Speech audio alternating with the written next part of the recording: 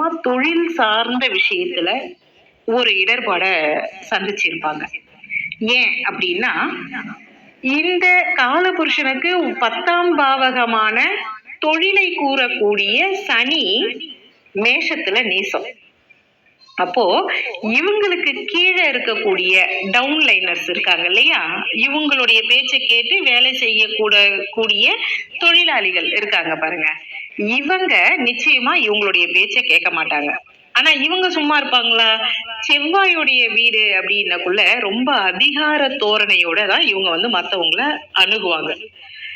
இந்த மேஷத்துல பிறந்தவங்க, அது ராசியா இருக்கட்டும் அல்லது லக்னமா இருக்கட்டும், இந்த மேஷ ராசியில பிறந்தவங்களுக்கு தொழில் அப்படின்ற ஒரு விஷயத்துல நிச்சயமா ஒரு சின்ன கஷ்டத்தை சந்திக்காம இவங்களுடைய லைஃப் நகரவே நகராது அப்படின்றதுல எந்தவித சந்தேகமும் இல்லை.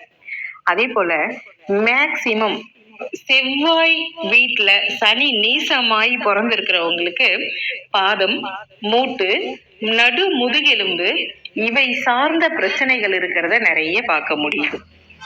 எதனால இந்த பிரச்சனைகள் வருது அப்படின்றத ஒரு நிமிஷம். ஹலோ, வணக்கம் சார்.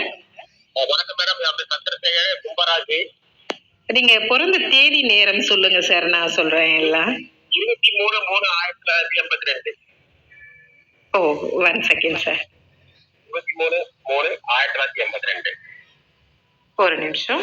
23/3/1982. டைம் தெரியுங்களா சார்?